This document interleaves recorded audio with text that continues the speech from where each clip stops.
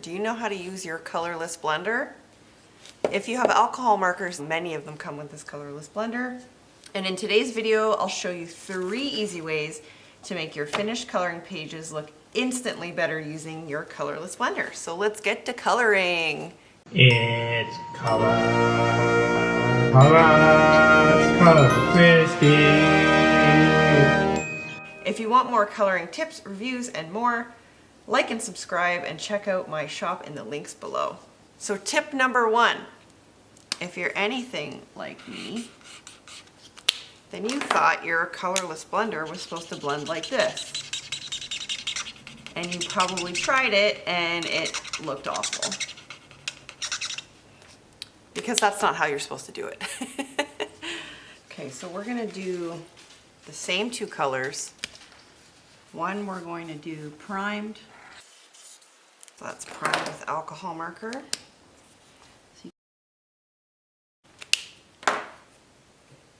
And then you go in with your darker color.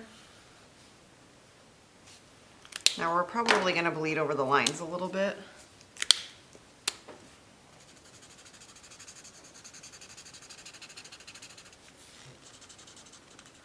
I like to go on that little edge and then stretch the color out a little bit like that. And then go in again with that pink. Just kind of blend those together. So that's primed. Now I'm going to do another one primed where we do 2 separate colors. Instead of doing all the pink, we're going to go half and half. So half. So this one again is primed with the colorless blender. And then I'll go in with this. This is my lighter color. You just blend. Just stretch that color out. And then I'm going to go in and darken up that color. The lightest color.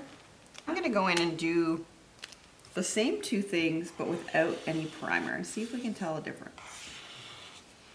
This one's getting a little bit dry, so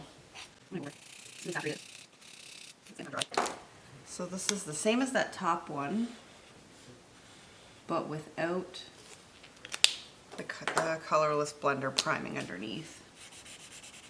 It is easier to blend.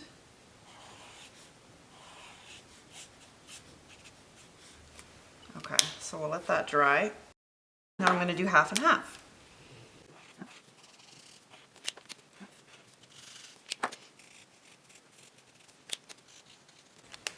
Okay, so we'll let those 2 dry.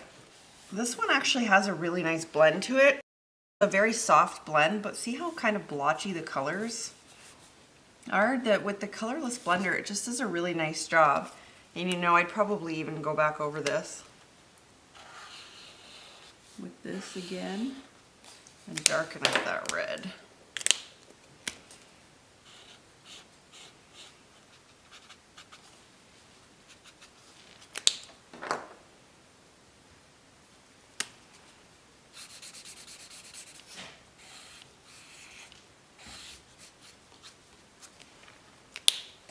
Okay, so we'll let those dry, but you can see the difference.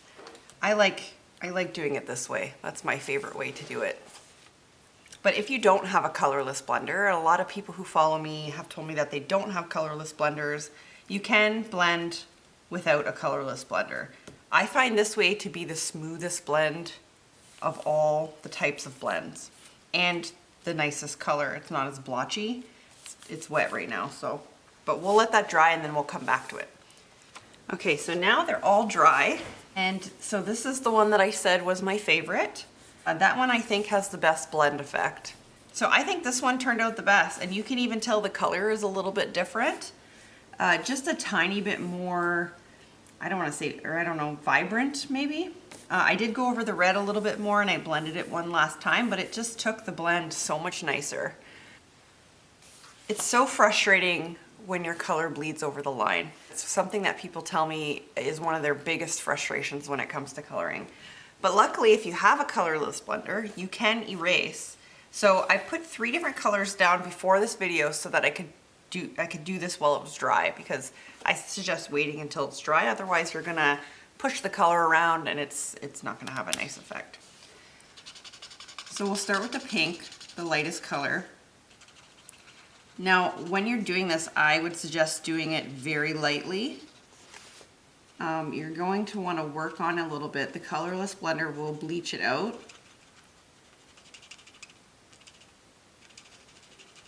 But you want to really be gentle with it so that you don't destroy the paper. It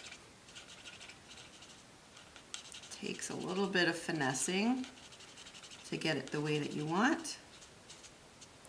And we'll let that dry, and I'll do the blue next, because I don't want you to think it's just one color that you can do this with. See how it's already starting to bleach out?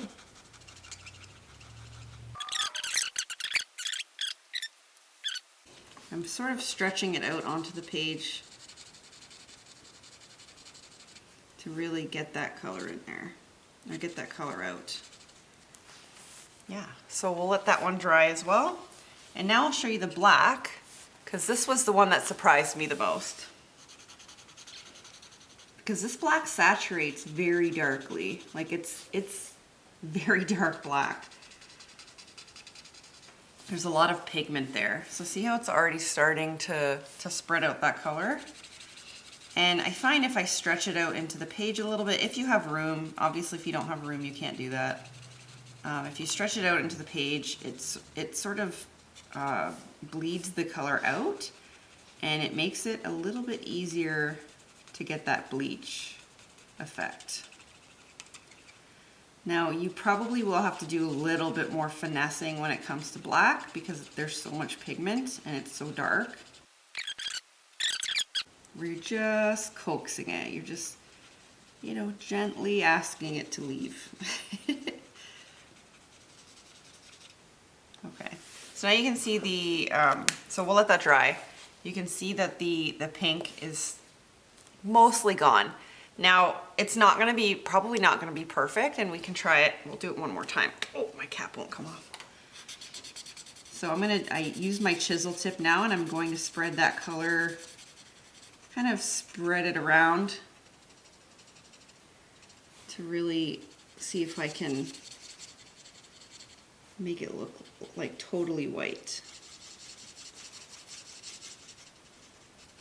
Now if it's a smaller space, obviously you can't do that.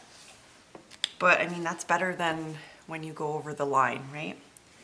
So the dark or the black is starting to dry. It's still wet, so we'll let that dry, and then we'll come back and take a look at it.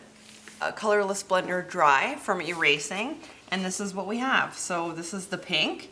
You can see it's you can't even tell that it was there now. And then I would go back in and do the same thing with these two. I would go in and you know, go over that edge and kind of spread it out just so that it's not such a hard edge. But you can do the same thing. Even this, if I was doing a coloring page and this is what I ended up with, rather than having, you know, a black over top of it, a black bleed, I would be happy enough with that, but you can also go back over that edge and spread it one more time.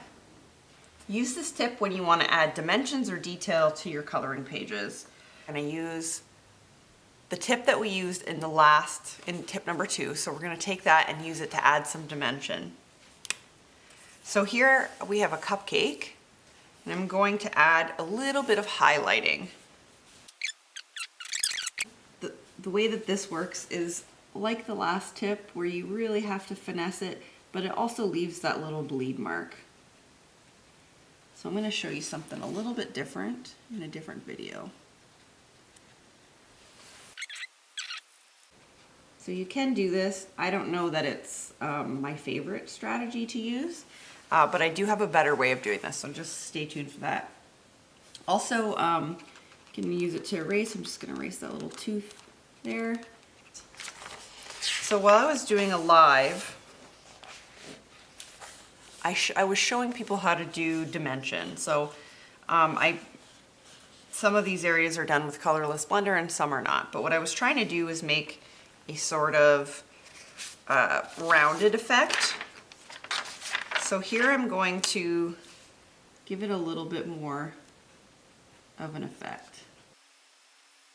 Now, trust the process. It doesn't look great at first, so we're going to trust the process here. And now I'm just kind of spreading that out a little bit, just so it's not a hard line. And don't worry about the way it looks just now. We're going to make it look really good.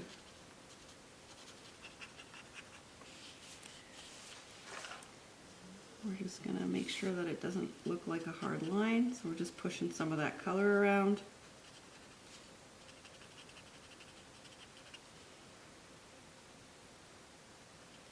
Just to blend that up. Okay, I'm going to go in with some of my green. Push some of those colors around.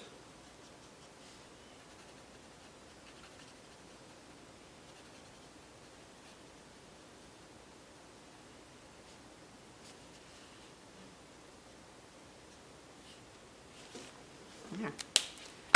You can see I added a little bit of a highlight effect.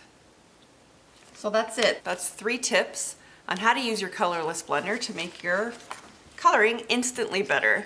So if you like the tips in this video, like and subscribe, and make sure you check the links below to check out my shop and for anything that I used in this video.